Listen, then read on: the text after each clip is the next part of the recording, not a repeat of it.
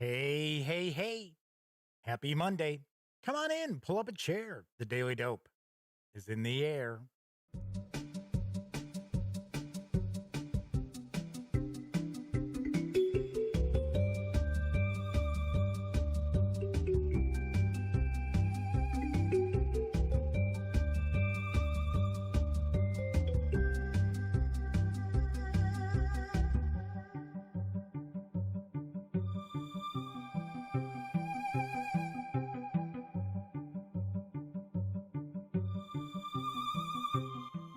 Howdy, howdy, howdy, gang. Yes, I'm Jeff McAleer, back once again as your host here at The Daily Dope, presented by thegaminggang.com, which I happen to be the Grand Poobah. So welcome aboard. Tonight is Monday, June 29th, 2020. This is episode 505 of The Daily Dope. So if this is the first time you decided to pop in and join me, let me point out that this is a very, very casual show. It's just talking tabletop gaming news of the day for the most part. Pretty casual. So also do want to mention that if you like this video, or as you watch, if you like this video, be sure to give it a quick thumbs up. By all means, subscribe to the channel if you haven't already. And if you do subscribe, be sure to ring that notification bell, because it will not only let you know when the Daily Dope streams live Monday through Thursday nights right here on YouTube. It'll also tell you when my standalone videos get uploaded, of which I have had quite a few. And I've got quite a few more on its way. I had some pop up over the weekend. We'll talk about those in just a little bit. And I'll kind of mention what's on the horizon as well, what you can expect the rest of the week. Do want to mention it is pouring rain outside the Duct Tape Studios tonight. Fingers crossed we don't get any kind of little flicker in the power that knocks out the router and thus the stream. That's happened once. And I've been doing this for more than 2 years now. That has happened one time. So fingers crossed that does not happen. Also, because this is a live stream, that also means that chat is available. It's not on screen. It's one of the ways that I keep some of the more unusual commenters at bay, but I do my best to pay attention to chat. So if you want to say howdy, or if you got a question or comment, by all means, chime in. I will do my best to respond. And of course, when you're not watching videos on the Gaming Gang channel, be sure to visit thegaminggang.com for all the latest in gaming news, reviews, and a whole lot more. Howdy, gang. Good to see everybody hanging out again. So I see we got Dan from No Enemies here in chat. And I know Dan will be very happy. I'm sure he's watched this video a few times already. I guarantee this. But I know he's excited because I did my unboxing for SpongeBob SquarePants Flux. Let's try to get rid of some of that glare. There we go. Get rid of some of the glare there. So yes, that was one of the videos that I did over the weekend, shared over the weekend. So I've been teasing Dan that he's been super excited about SpongeBob SquarePants Flux. I'm sure he's not. So before I jump into the news, a couple of things. I'm going to actually respond to something that was an email to me, to the mailbag, basically. And a sad note I do want to mention as well. And then there's another item from the mailbag, but I'm going to talk a little bit about that right after the news. But first off, I got an email asking me how come I haven't said anything about Pride Month, seeing that I'm gay. And I thought, well, first off, I'm not gay. So, and I'm not saying there's, it doesn't matter, right? I'm just pointing out, well, I guess, it's not the first time somebody thought I was, but whatever. It doesn't bother me. I'm comfortable enough in my own skin. But I just didn't say anything simply because I don't think anybody really cares what I would have to say. I'm not, I'm not Tom Vassell and people get upset that, I haven't come out and said, I had an official stance about Black Lives Matter or things like that. Or, I'm not happy with your response or your statement. I mean, I have done that, but I mean, nobody was coming banging on my door being mad about it. Not like, not like Gamma. Like Gamma wasn't going to say anything. And then all these exhibitors were like, well, then we're not going to be part of your online convention. And then they said, well, fine, we're canceling that. And then the next day they said, well, we're canceling the rescheduled Origins too. But I'll tell you what, only thing I actually have now, this cup, I got this cup in Indianapolis. So usually I drink out of my Hot Box Pizza Gen Con cup. I know it's all I can share with the gang. I mean, it's the only thing I've got with like a pride flag on it. But so I got this in Indianapolis because I headed down there. I always go down there the Wednesday before Gen Con kicks off.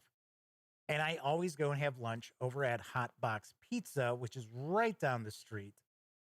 And they usually have a lunch deal, and they always give you like this plastic cup, right? And you always get, when Gen Con kicks off, they always give you the Gen Con cup. Well, this is, I guess, a regular cup, or at least it was a regular cup last year. And before Gen Con kicked off. So I got one of these when I went to lunch. So there you go. I do hope everyone out there is celebrating Pride Month. I know there's, only a few days left to it. Those of you who the celebration is extremely important to, I hope you understand that. Yeah, I'm on your side, right? I am. I didn't realize anybody wanted me to say anything. I'm sure most people don't. So but anyway, but I actually did think that somebody that was kind of funny. We're like, well, seeing you're gay, I'm surprised you didn't say anything. And I'm like, no, I'm not. I don't, kind of weird. All right. So the sad news. Yes. So last night I heard that Jim Holloway, who is a famous role-playing game artist, passed away. And that really sucks. I got to be honest. So, just off the top of my head, I know Jim did, or Mr. Holloway. I shouldn't say Jim. I didn't know him. He did artwork for AD&D, Dragon Magazine a lot. I think some of his stuff showed up in Dungeon Magazine too. He even did some covers. He's probably more well known for his black and white line art, but Paranoia. I mean, he did, I think, like the first edition of Paranoia, he did like almost all the artwork, if not all the artwork. Battletech, I mean, too numerous to name. And I wanted to share some of the images. And once you see this, you'll be like, oh, yeah, I remember his artwork. So unfortunately, Jim passed away yesterday. I did see something on Facebook. I believe it was his son who had posted it. And thankfully, I guess he passed peacefully in the presence of family and friends. So coming up is one of my favorite all-time pieces of art that he did. To me, it's just hysterical. You're probably going to want to see it a couple of times if you have not seen this before to kind of get it. So it's basically somebody's attacking that skeleton with a pitchfork. Oh, I don't know. So unfortunately, yes, Jim Holloway has passed away, and the role-playing industry is that much poorer for it. So, but yeah, it's funny because I remember picking up advanced D&D books, and his artwork was always the stuff that stood out to me. Always stood out to me. In fact, if I remember correctly, and I might be wrong, I probably am wrong because I'm just going off memory. I do believe that the Expedition to the Barrier Peaks adventure featured quite a bit of his art, and he did the art of that rabbit that was sitting on the tree stump. If you don't know the adventure, it doesn't even matter for me to try to explain that to you. But if you do know the adventure or have played it, you know exactly what I am talking about. So happy trails, Mr. Holloway. Sorry to hear of your passing. So we've got a Gray Day in chat. Good to see you, Gray Day. Thanks for popping in. It is a Monday. It is pouring rain. You might, I doubt it, but you might actually hear the raindrops splattering against the house here. Oh my gosh. I let it out of the bag. I'm in a house. The Duct Tape Studios are part of a house. Everybody knows that. KC Board Gamers has arrived in chat. Good to see you, KC. Thanks for joining us tonight. So one other last thing. This is, to me, it's funny. I did not realize that this camera, the Panasonic, the G85, does so well at picking up little details when I have it actually focused correctly, right? Because I have a prime lens on it. So the prime lens, you can't zoom. There's no zoom. And the focus is all manual. So hopefully this is pretty sharp. I think I've got it dialed in to be pretty good. So I did not realize that, you know, when I kind of tip my head up and I'm talking and things like that, the light would catch nose hairs. I'm like, oh my gosh, people must be sitting there thinking, what the hell is that in his nose? It's like,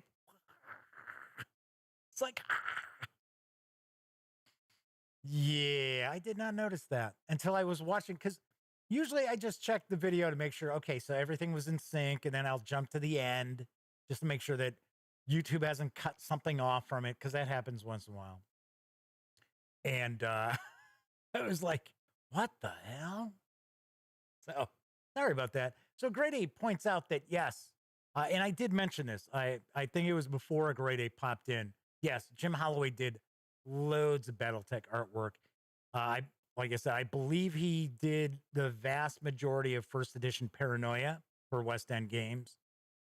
Did Dragon Magazine. I think some of his stuff was in Dungeon, but I remember seeing it all the time, and I really, really loved his artwork. I really, really did. I don't think he was very old either. Then again, I'm 52, so, you know. But to me, like 70 is still like old. 52 is old. But, you know, I 70 years old, I think, yeah, that's kind of old. All right. So, see what's going on in chat real quick. And then I will jump on into the news. So Dan is saying that they need rain where he is at because he has this weird mushroom fetish. We're not going to get into that. Dan, you like the fun guy? You bet. Pick 10 pounds of, my gosh, Dan, what do you do for a living? Just teasing. And how come Dan's never asked me to do an interview? Huh? I'd like to know. Huh? Or does he consider me an enemy here? I don't know. All right. So talking about truffles. I don't know. I don't think Dan digs up truffles. All right. So, well, Dan tries to take over the show with his fun guy discussion. Let's jump on into the news. So I've got a good chunk of news tonight. Now available from the Op Games, USAopoly, is National Parks. Oh, whoa, hang on there. Why is that coming up as news one? That is not correct. For crying out loud. I made a change to something.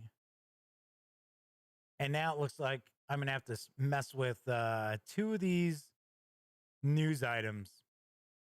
So it duplicated my third news item images. There we go. So when we go to the third news piece, I'm going to have to take a second to pop those images back in. Damn, everything was all set up today, too. In fact, interestingly enough, I've had all this news and stuff all set up since first thing this morning. So I have been actually recording more videos. Okay, so anyway, National Parks Get Wild is an edge-of-your-seat dice game where players race to restore ecosystems by returning animals to their respective parks. Roll the dice as fast as you can to be the one to have a park with only the required animals before other players. Showcasing 12 iconic national parks with custom illustrations and fun facts about each park and the 6 featured animals, players will learn while having fun.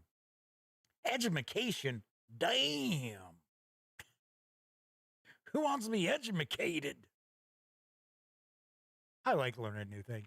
It's a wild dexterity game that features dice rolling, habitat restoration, fun for the whole family. National Parks Get Wild is for 3 to 6 players, ages 6 and up. I don't know how this is ages 6 and up. It's got dice, it's got little tokens. AEG has like their like family games, and they have to mark everything 14 and up. Because it's like, God forbid your 13-year-old doesn't know how to keep little pieces from games out of their mouth. Anyway, game does play in around 20 minutes and does carry an MSRP of $19.99. Sweet. So it's a nice family game, right? Checking dice. It's I think everybody's rolling dice at the same time. So, which can kind of be interesting. KC Board Gamers is rocking on out. Good to see you stopping by, Casey. Thanks for hanging out for a little bit. And Dana's like, hey, you know what? I should do an interview with you. Let's get connected and do one. Yeah, but I'm not a publisher. I'm not a designer. Although we could talk about, how to get people into wargaming. I've got plenty of discussion about that. I can pontificate about. Anyway, I had to try to reach out to the op because back when they were USAopoly, did some reviews for them, and then after that, nothing. And I did reach out and find out that it was the same PR person as before, and it wasn't like I completely savaged anything I had reviewed for them. So I should reach out. I got to be honest, this is probably not my cup of tea. I wouldn't be looking to try to review this, but they have had some pretty interesting stuff come out recently. Kingdom Hearts Talisman was one of them that came out as well. Let's move on to our next news piece, which thankfully I won't have to mess around with the slides here. Nevada City has just rode into game stores from Rio Grande Games. Or Rio Grande Games. Did I just say Geo? I need a sip here. I need a sip. This pounding rain is just really distracting me. Anyway, Nevada City has just rode into game stores from Rio Grande Games. I've got the dope, partner. You and your family have come to Nevada City to set up a homestead and help the town grow. Will you be able to outperform the other homesteaders? Settled in 1849, the snow-covered mountains of Nevada City became home to a silver mine and sawmill. Almost overnight, it became a boom town with all the benefits of prosperity and the lure of a fortune to be made. Money, money, money. In Nevada City, each player represents one of the town's founding families, determined to shape the town's growth. You'll need to hire ranch hands and all types of tradesmen. You will need to produce and sell resources in order to build the businesses that will meet the needs of the growing town. But life in the Old West is fraught with uncertainty. Yep, Oregon Trail, everybody. You will face hardships such as fires, droughts, and dangerous travelers. Not sure what dangerous travelers would be. Are we talking about kind of like, outlaws? Why don't we just say outlaws? The player who best overcomes these challenges will become the new mayor of Nevada City. Will they raise a statue in the town square to honor you, or will you be a mere footnote in the history of the Old West? Nevada City is for 2 to 4 players, ages 14 and up, plays in around 90 to 120 minutes. Does carry an MSRP of $69.95. It is in stores now. This looks pretty interesting. And as a grade A points out, it looks like you need a large table to set it up. It sort of does look like that, doesn't it? This looks like it has a very nice table presence. I almost get the feeling. Now, if you go to, let's say, like Board Game Geek, there is information about the gameplay of Nevada City. It's long though, and I actually did look at maybe cherry picking some info out of it for this news piece, but it wouldn't have made much sense if I didn't have all the paragraphs of the info. But this seems a little bit like this is kind of an Old West Agricola style, because it seems like they make now. I may be completely off base here, but it seems as if they kind of make a point of telling you that, when you start off with your homestead, you have a mother, father, and I think it's two kids, and it's kind of like, aha, why is that important? So I almost feel like this might have kind of an Old West Agricola feel to it. And I like Agricola. I really do. I know a lot of people have a hard time wrapping their heads around it. And I'll be honest, I have only played Agricola remotely and not even on like an official, app or anything like that. Although I got to be honest, now I remember it. I do have the Agricola app on my iPad. I haven't cracked that open in a long time. So Grey Day says same designer did Inca Empire, and they are fans. His family's a fan, are fans, I should say, of Inca Empire. Yeah, it could be pretty good. Could be pretty good, and it looks like you're getting a good amount of content for your $69.95. And Grey Day says they just played Inca Empire this weekend. Nice. I've never played it. I have not. It's okay. It's funny. People think, well, you review games and share game news and things like that. That doesn't necessarily mean I've played every game out there. There are a lot of very popular games I haven't even eyeballed in person, like say Gloomhaven is a great example. So, but yeah, I have heard of Inca Empire. In fact, I almost picked it up. I got an order from Fun Again Games. I purchased some stuff, and I almost got Inca Empire, but I did not. As Pinky swings down, yes, we knew we couldn't do a show without Pinky. All right, so we're moving on to the next news piece, and this is where I'm going to have to jump back in and swap out my. Oh no, I don't. Oh, that's weird. Why did my first news item show these images? I don't know. It's weird. It's crazy. I don't know what's going on here. Kobold Press is continuing their safer at home free role playing game releases, and this week brings the 5th edition Dungeons and Dragons adventure. See, I can say Dungeons and Dragons, they can just say 5e. Sanctuary of Belches. Yes, you are looking at that correct. Here's the dope. Things are bad in the village of Ulsha. Weeks ago, the sound of a monstrous horn began to drift down from the ice hills at all hours of the day and night, sort of like the fireworks that are going on everywhere. Nobody can sleep. Everyone's nerves are frazzled, and the animals are nervous and aggressive. A scout followed the sound to a stone doorway that led into carved halls and caves. A foul smell emanated from the place. Sanctuary of Belches, I wonder why. And strange belch-like sounds rumbled deep within. And I bet you're expecting me to do a belch, and I am not going to do that. Sanctuary of Belches is a whimsical and frankly kind of gross 5th edition compatible temple delve for 4 5th level characters. The PCs will face cruel northern fae, orcs, Duergar. I think that's how it's pronounced. I don't know. It's the evil dwarves, it's the evil dwarves. Giants and more. Dungeon Masters will find 4 new magic items and advice on running the adventure in the Midgard campaign setting or any fantasy setting. The horn is sounding again, calling to an ancient evil beneath the ice. Hurry before it rises.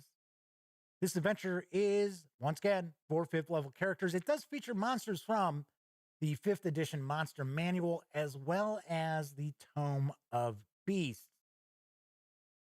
So there is that. I got to say, Kobold Press puts out some impressive looking material, different books and stuff like that. I got to be honest, I have actually never reviewed any of their stuff though, but this is free.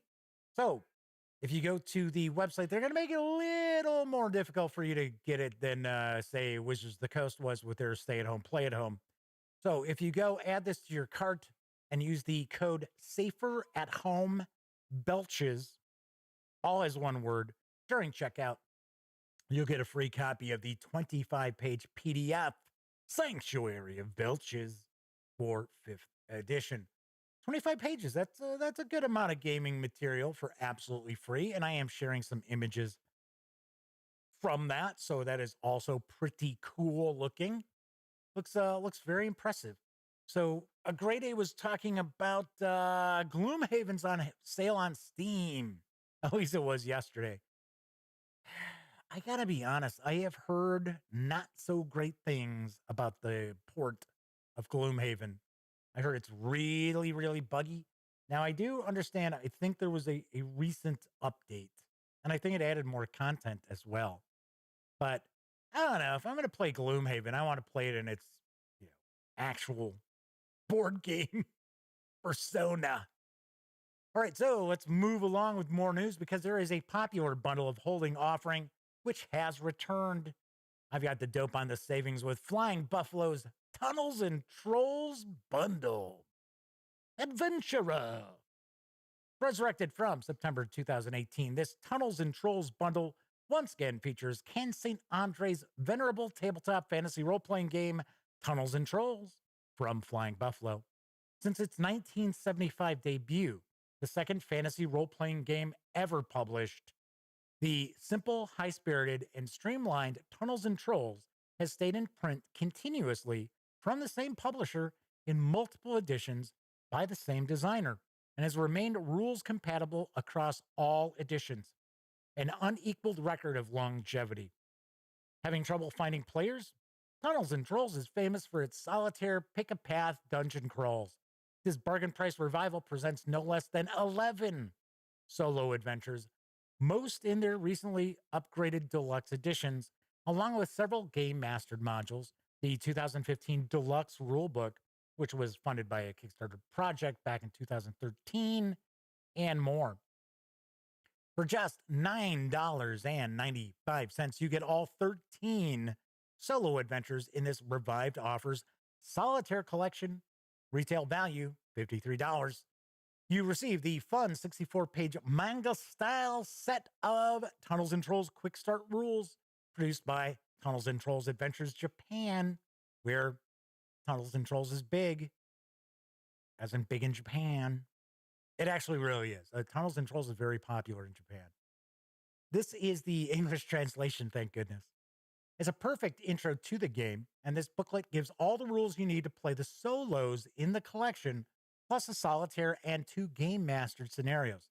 You get 4 starting TNT solos, Battle School, Sea of Mystery, Sorcerer Solitaire, and the first solo RPG adventure ever published for any game, Buffalo Castle. There's also 3 mid-level TNT solos, Agent of Death, Naked Doom, and Sewers of Oblivion. 3 killer TNT solos, Arena of Kazan, Death Trap Equalizer Dungeon, and perhaps the most fondly remembered of all the solos, Michael A. Stackpole's City of Terrors. There's Goblin Lake Deluxe, which was previously presented in the November 2016 Old School Revival bundle. New in this revival is Elven Lords Deluxe, Mike Stackpole's 1990 follow-up to City of Terrors, in an expanded edition with new art by Liz Danforth.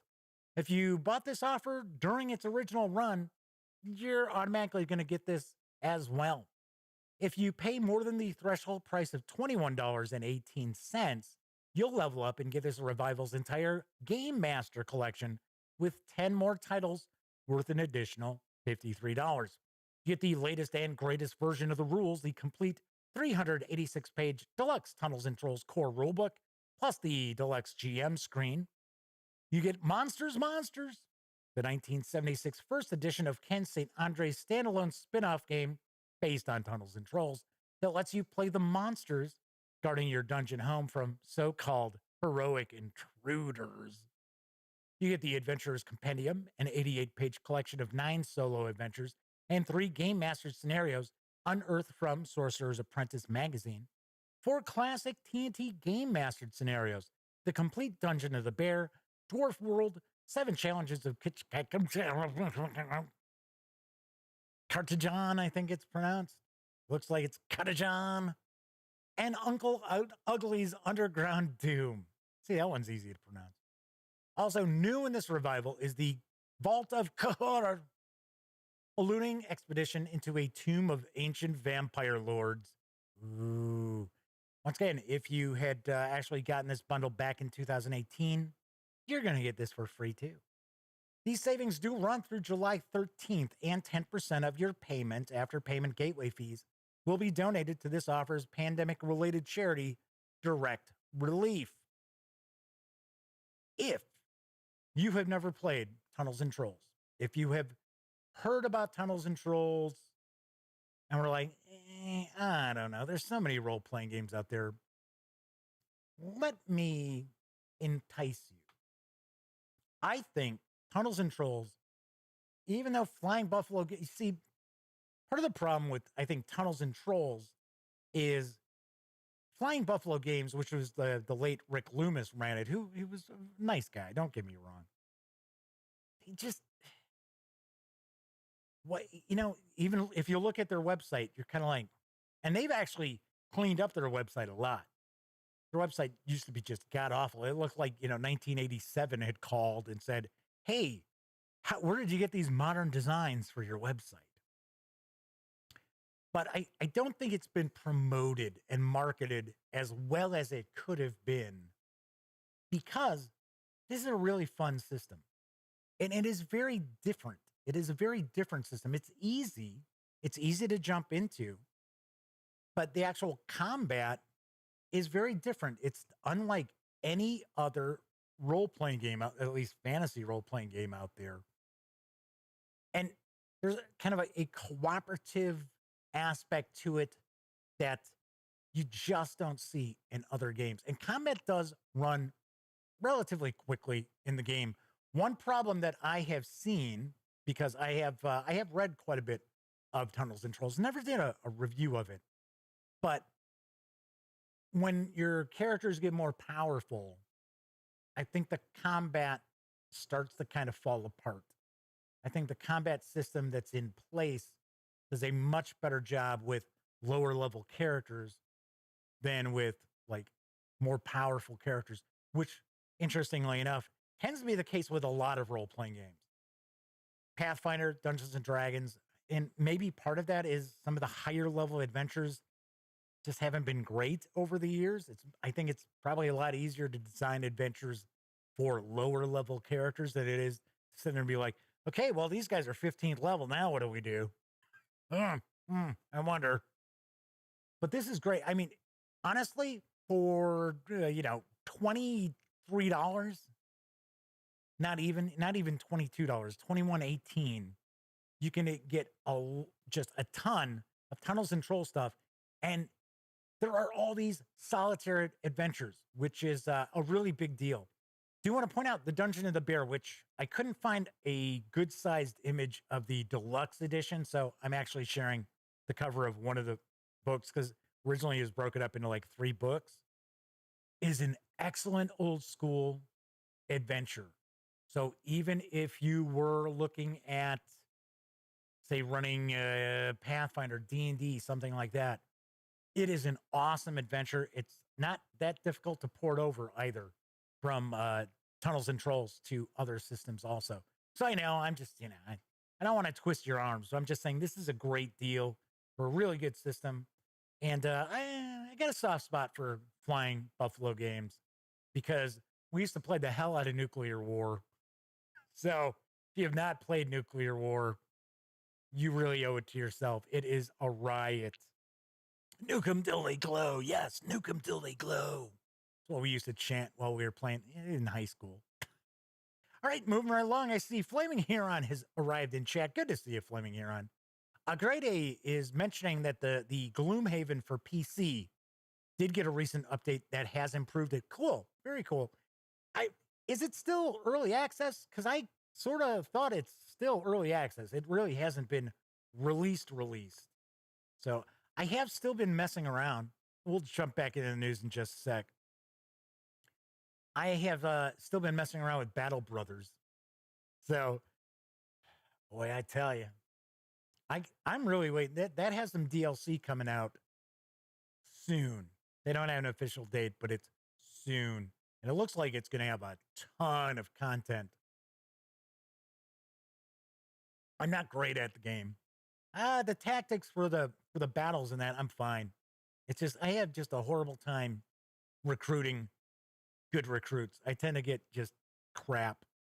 So, and I don't understand how to kind of like, because it's the map is always different, right? So you have these different seeds. If you play Civilization, things like that, you understand what the seeds are. So it kind of creates the map for you and that. I don't know how to really read the map well to be like, oh yeah, this is a good seed. Yeah, because we got that in this city here and then this city here, not far away. I'm not good at it. But it's a great game. It's a lot of fun. It's very, very cool. Let's jump back into the news because there is an interesting new urban fantasy role-playing game. It's available in PDF. It's over on Drive Through RPG. I've got the dope on Defiant. Defiant RPG is an urban fantasy game about the mighty modern-day supernaturals who rebelled against their destiny and instead of destroying the world, decided to protect it. By enforcing a demanding set of rules, the Defiant aristocracy empowers protective seals around their cities, making them the only safe havens in a world ravaged by the apocalypse. Capital A, apocalypse too. The player characters are the Defiant Blue Bloods, leading the supernatural society of fallen angels, demons, ancient gods, and dragons. They are powerful rulers with their old holdings, like clubs or luxurious mansions, and faithful subjects. The rulebook contains complete game rules that will let you play exciting games in the world of Defiant, a comprehensive description of the intriguing Defiant universe, 2 robust chapters for the game master focusing on preparing and running the game, with basic and advanced rules to choose from, ready to play province with dozens of NPCs, locations, and 2 story arcs. There are 4 origins available to play right now: Angels, Java. I'm thinking, I guess those are possibly the demons, but then you got Infernals. So maybe those are the dragons. Maybe the Infernals are kind of the demons. And then you got Leviathans, which no, I guess Leviathans would be dragons. I don't know. I'm confused now. There are 20 personal themes for the characters with dozens of traits to choose from, theme questions the players can ask during the game, and special powers. There are 9 martial themes with the rules on how to navigate the chosen. Oh, I'm sorry, it's marital themes. Holy cow, I thought it was martial and it was misspelled, but I guess not. It is marital themes with the rules on how to navigate the chosen marriage.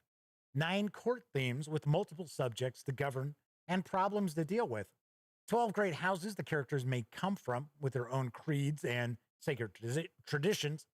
6 holding themes enabling you to choose and customize your character's home.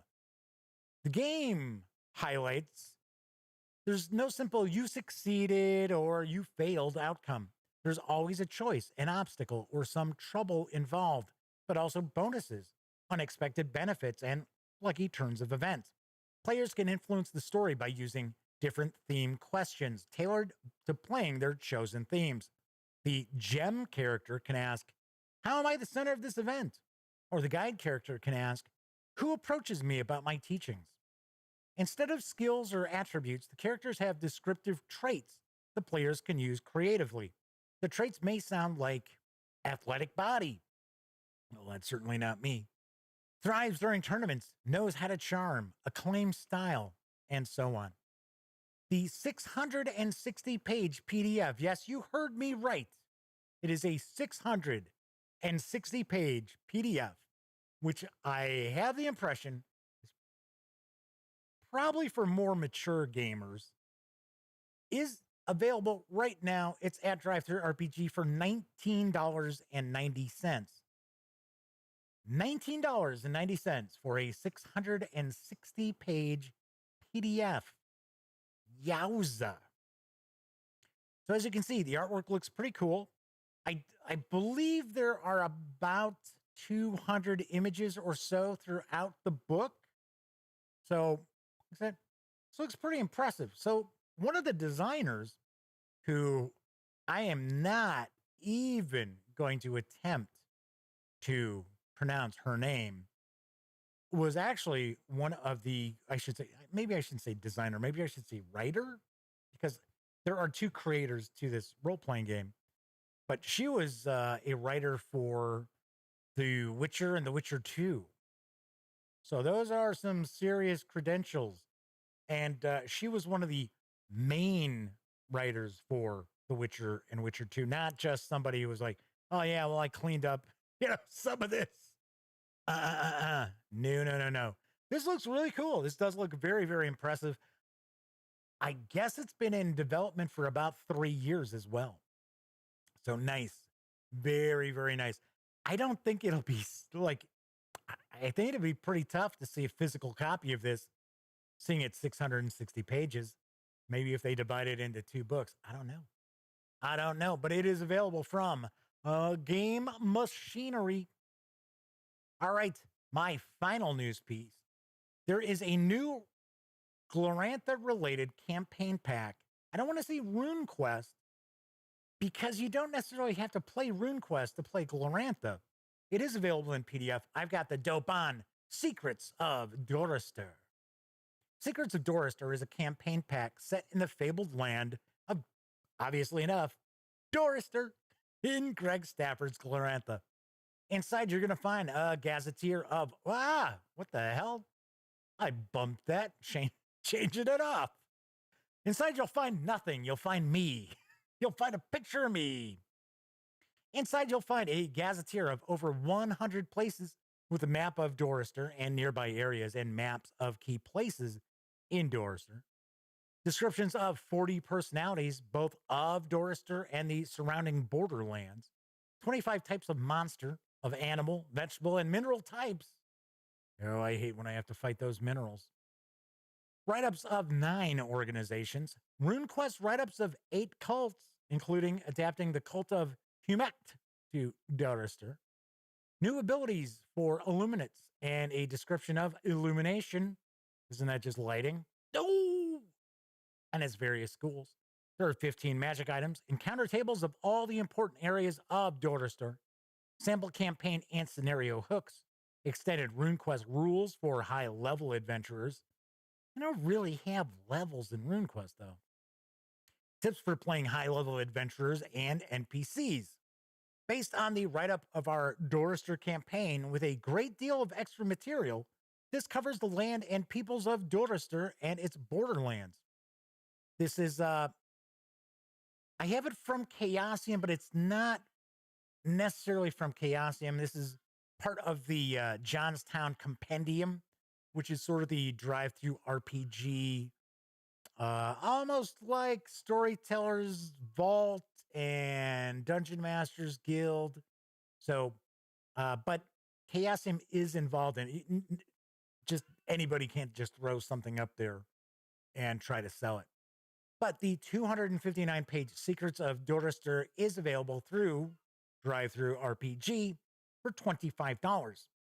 Do want to mention this is also an item that is probably geared towards more mature gamers because of some of the content, some of the subject matter. Because I believe this area is supposed to be pretty nasty. So I believe there's issues of slavery and worse. So anyway, just want to toss that out there. I love to see that we still have a lot of content coming out for Glorantha, even though Greg Stafford passed away. Gosh, it's over a year now. But I have soft spot. Another game system that I have a soft spot for, simply because it was around when I first got into gaming. In fact, RuneQuest was the second role-playing game I ever bought. I bought one of the little inch boxes from Chaosium, and I remember sitting there going, wow, this is so different. And that was actually, because I was so impressed by RuneQuest, that was eventually what I think really enticed me to purchase Call of Cthulhu. And then after that, well, that was my game of choice. So that is it for the news tonight. There was one other thing that I did want to mention, and I'll get into that in just a second, but I do want to talk about what videos popped up over the weekend that I had finished. I've uploaded them and I did my unboxing and first look at the SpongeBob SquarePants Flux, which is from Spin Master Games and Looney Labs. So you get to see what's inside this. I also did my unboxing and first look at Scooby Doo Betrayal at Mystery Mansion from Avalon Hill Games, or just Avalon Hill. And so far, this has been a fairly popular video. I think I might be the first person who actually has an unboxing out there. So, of course, if you have played like Betrayal at House on the Hill or Betrayal Legacy, same kind of system. All the players are playing the Mystery Inc. And then at some point the haunt starts, and one of the players will turn traitor and control the baddie. I highly doubt it's going to be as like grotesque as some of the cases in Betrayal at House on the Hill. Because I mean, come on, we are talking Scooby Doo. We're not going to have some axe murderer chasing them around. So, all right, Dan looks like he's got to rock on out of here. Good to see you, Dan. Says he's going to get in touch for an interview. Yeah, right. I'm just teasing. Good to have you popping by, Dan.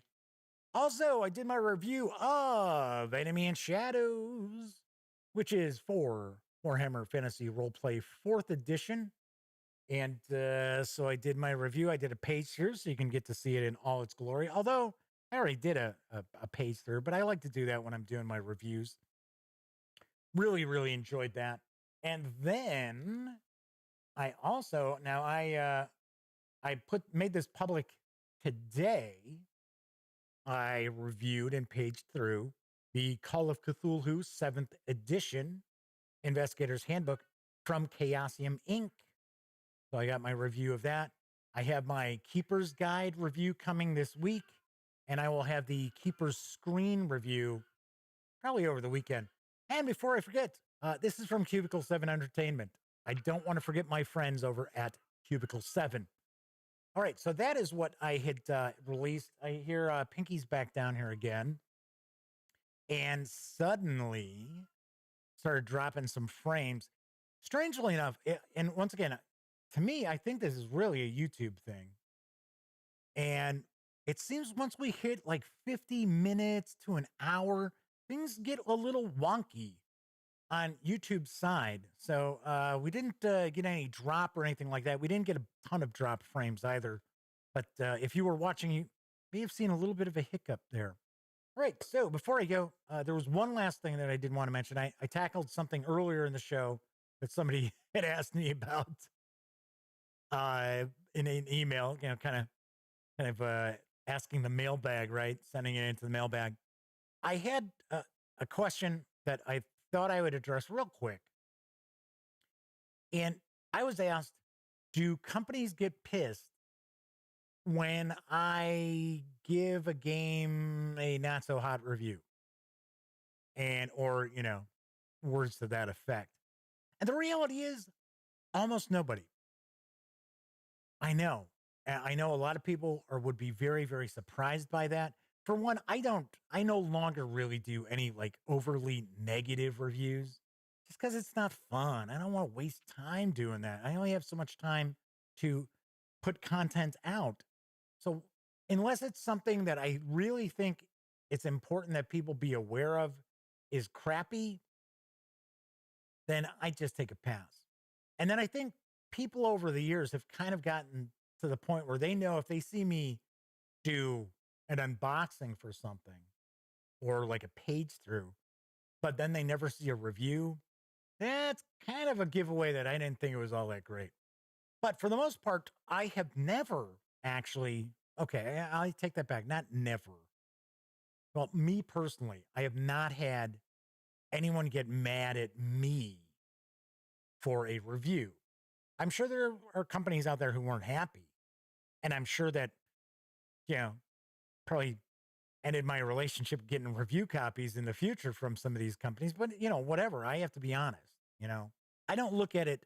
And I think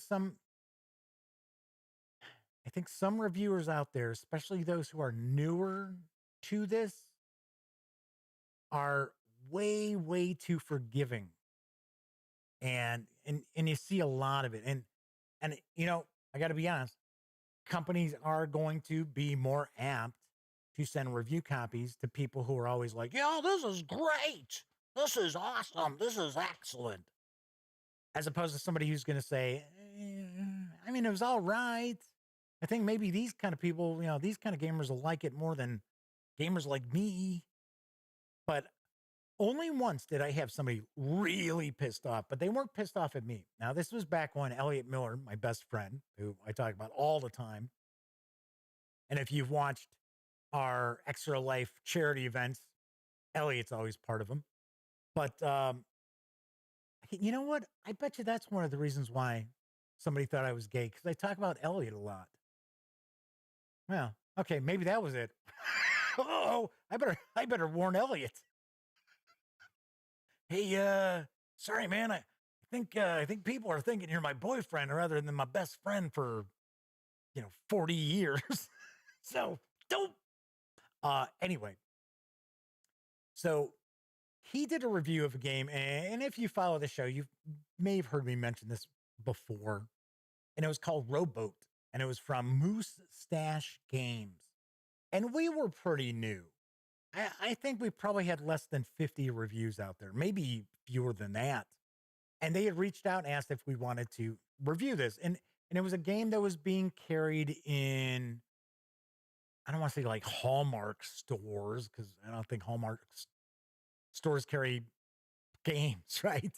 But it was kind of the thing that was going to be in non-traditional outlets. And all it was basically kind of like spades with nautical symbols, right? So it was kind of like, okay, so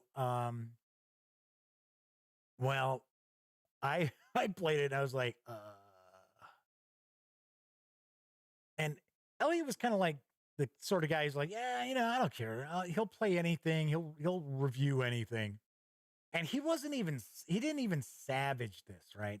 He just basically pointed out, yeah, it's spades, right? It's got, 5 suits rather than 4 suits. And the guy who owned the company emailed me. And because I'm the editor in chief, right? I own the gaming gang.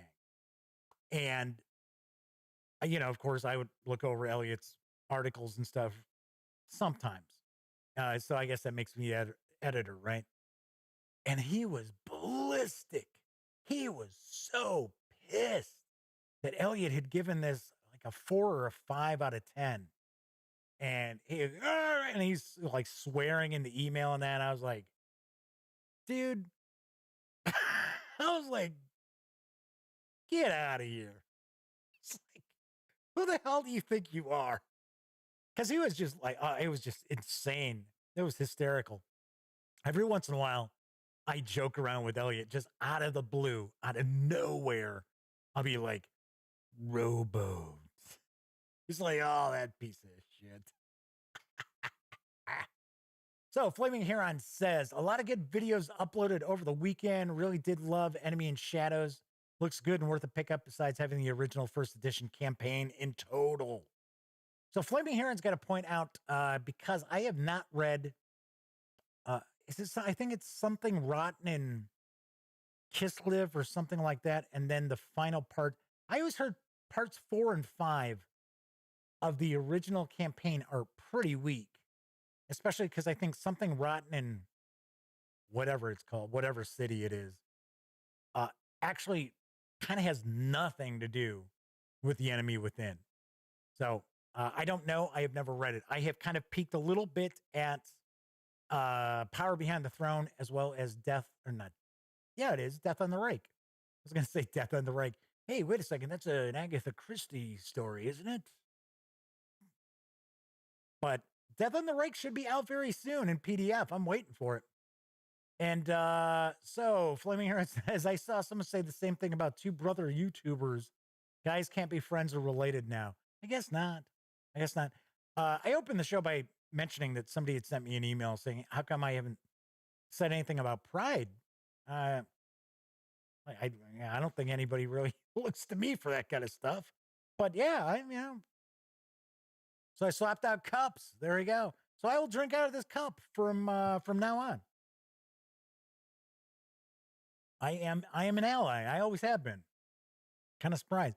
I'm really surprised that some folks will kind of question where my, I don't want to say loyalties lie, but it's kind of like, do you pay attention to like things I say?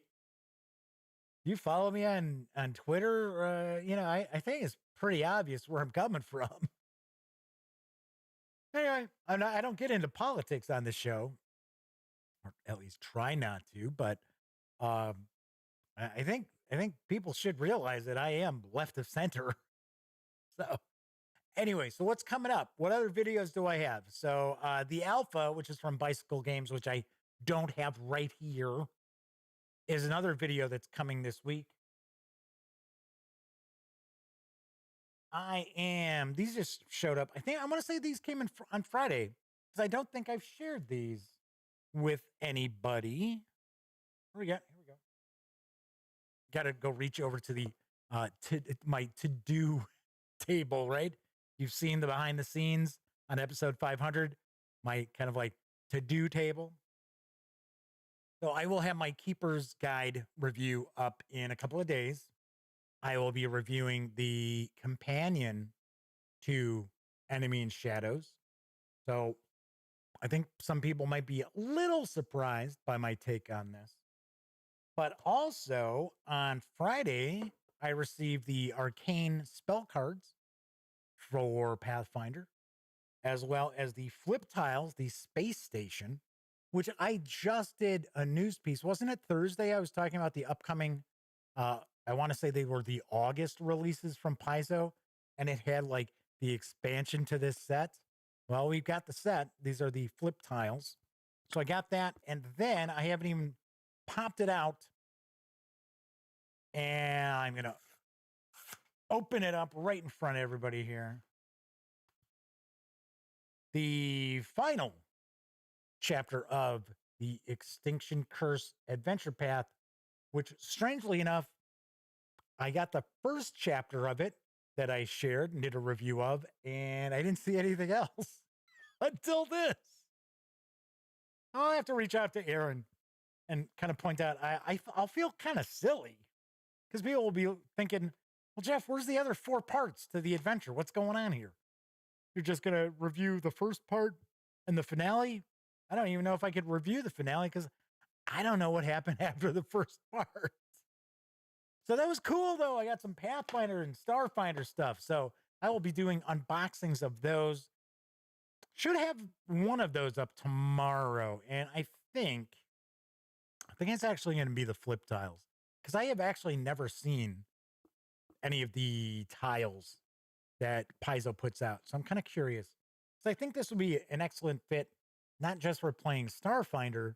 I think it'd be an excellent fit for people who play any sort of science fiction skirmish level miniatures games. I think this could probably be pretty cool.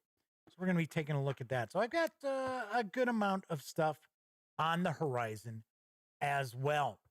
So let's see. So Flaming Huron talking about Enemy Within. Yeah, the last 2 weren't the greatest. Never ran them, so I can only hope the new editions are as good as the first. I think there is now. I don't know what's going to happen with the 4th part. I have no clue. Actually, when I said 4th and 5th, I should have said 5th and 6th because Enemy in Shadows and Shadows over Bogenhofen for 1st edition Warhammer Fantasy Roleplay was actually separate releases. After that, including this new release, the director's cut, they're both together in one book. So I guess I should have said it was parts 5 and 6 originally. So, but I do think the finale is being completely revamped. I think Graham Davis is just completely revamping it because I don't think it was off the record, but it wasn't during an interview at last year's Gen Con, there was some discussion with me saying that they felt that the finale of Enemy Within was pretty weak. So I'm pretty sure we are going to see some serious changes to it. I think it's fun. I think, like I said, I am a little bit familiar with Death on the Reich. I'm really looking forward to see what they've done with that because, in my opinion, from what I know, what I understand, the Enemy in Shadows kind of ramps some stuff up. It's not real combat heavy. Check out the review because I actually do go into some detail and page through, and there are spoilers. So if you're a gamer and you're a player and you're hoping that your game master is going to run it, don't watch it, or watch first 5 minutes of it so I get a view and a thumbs up. But yeah, because that's all I care about are the thumbs. But I do kind of get into detail about it, and it's ramping up because I know Death on the Reich's really going to kind of crank things a little more in gear. There are way more monsters and creepy crawlies. Those of you who are familiar with Death on the Reich know what I'm talking about when I say a creepy crawly. But I'm looking forward to that. It's supposed to be probably week and a half. At least that's what my contact over at Cubicle 7 has kind of led me to believe. All right, so that is it for tonight's show. So as I like to always point out, if you like the video, by all means, please give it a quick thumbs up. Subscribe to the Gaming Gang channel if you haven't already. And if you do subscribe, ring that notification bell because it will not only let you know when the Daily Dope streams live right here on YouTube, Monday through Thursday nights, it'll tell you when I upload new videos. Ask Flaming Huron. He saw a bunch of videos this weekend as they popped up. And of course, when you're not watching videos on the Gaming Gang channel, be sure to visit thegaminggang.com for all the latest in news, reviews, and a whole lot more. Do want to mention, I think, maybe I'm wrong, but I think some folks who watch the show don't realize that if I have a news piece on the show, that news piece goes up on the website. So if there's ever something that maybe I'm talking about, like a freebie, like say for an example, Kobold Press and their, what was it? Sanctuary of Belches or whatever. And there's like a promo code. Just go to the Gaming Gang website. I'll have a news piece there. You'll have the promo code. Or if you're looking for links to find things in particular, by all means, swing on by and check out the site. So Flaming Huron says they're going to make sure to give the Cthulhu video a watch. So that's it for tonight.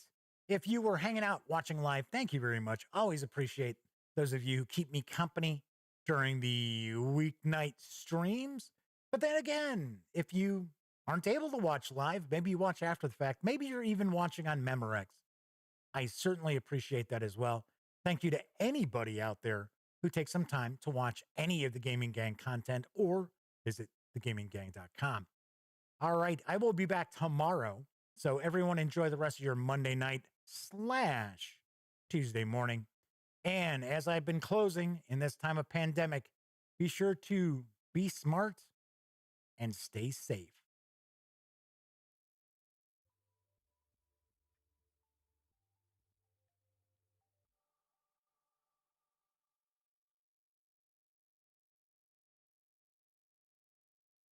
Oh, you're still here. Well, if that's the case, by all means, subscribe to the Gaming Gang channel by clicking right here. And of course, if you want to catch up on past episodes of The Daily Dope, check out this playlist. And if you'd like to see what YouTube's recommending you take a peek at from the channel, just give a click right over here. Of course, I'm Jeff McAleer, and once again, thank you very much for watching.